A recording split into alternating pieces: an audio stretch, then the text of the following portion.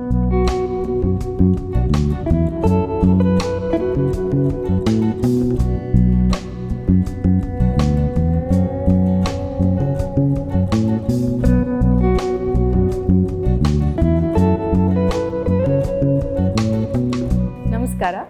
ವಿಜಯ ಕರ್ನಾಟಕ ವೀಕ್ಷಕರಿಗೆಲ್ಲ ಶರ್ಮಿಳಾ ಉಡುಪ ಮಾಡುವ ನಮಸ್ಕಾರಗಳು. ಮೊದಲನೇದು ಹಾಗೂ ಎರಡನೇ ಹಂತದ ವಿಡಿಯೋಸ್ ನೋಡಿ ಈ ವಿಡಿಯೋ ನೋಡ್ತಾ ಇದ್ದೀರಾ ಅಂತ ಭಾವಿಸ್ತಾ ಇದ್ದೀನಿ.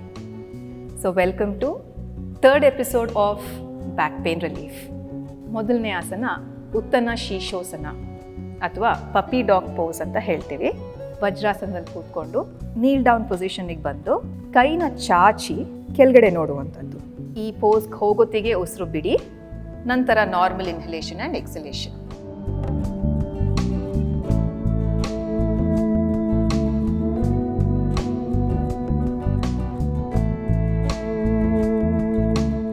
ಎರಡನೇ ಆಸನ ಊರ್ಧ್ವಮುಖ ಪಾಶಾಸನ. ನೀಲ್ ಡೌನ್ ಮಾಡಿ ಟೇಬಲ್ ಟಾಪ್ ಪೋಸಿಗೆ ಹೋಗಿ ರೈಟ್ ಹ್ಯಾಂಡ್ನ ಮೇಲಕ್ಕೆತ್ತಿ ಉಸಿರು ತಗೊಂಡು ಆ ರೈಟ್ ಹ್ಯಾಂಡ್ನ ಲೆಫ್ಟ್ ಹ್ಯಾಂಡ್ ಮತ್ತು ಲೆಫ್ಟ್ ಥೈ ಮಧ್ಯಕ್ಕೆ ಇನ್ಸರ್ಟ್ ಮಾಡಬೇಕು.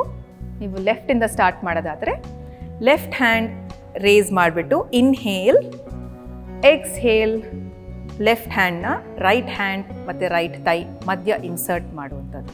ಇದಕ್ಕೆ ಊರ್ಧ್ವಮುಖ ಪಾಶಾಸನ ಅಂತ ಹೇಳ್ತೀವಿ. ಮೂರನೇ ಆಸನ ಬಂದು ಪ್ರಸರಿತ ಬಾಲಾಸನ.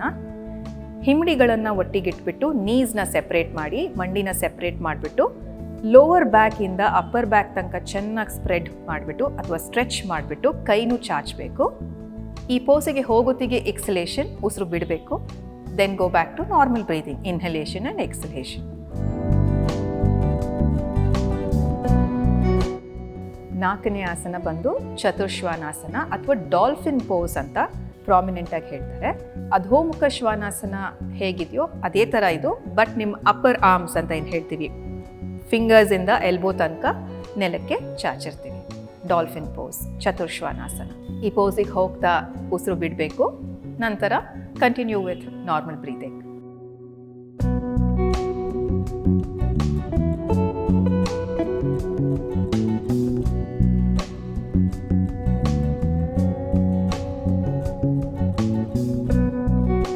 ಐದನೇ ಆಸನ ವಜ್ರಾಸನ. ಹಿಮ್ಮಡಿನ ಸೆಪ್ರೇಟ್ ಮಾಡಿ ಒಂದು ಆರ್ಚ್ ಪ್ರಿಪೇರ್ ಮಾಡಿ ಆ ಆರ್ಚಲ್ಲಿ ಕೂತ್ಕೊಳ್ಳುವಂಥದ್ದು ವಜ್ರಾಸನ. ಬೆನ್ನನ್ನ ನೇರವಾಗಿ ಇಟ್ಕೊಳ್ಳಿ. ಪಾಮ್ಸ್ನ ಅಥವಾ ಕೈನ ಥೈಸ್ ಮೇಲೆ ಇಡಿ. ಉಸಿರು ತಗೊಳ್ಳಿ, ಉಸಿರು ಬಿಡಿ. Inhalation and exhalation goes back to normal.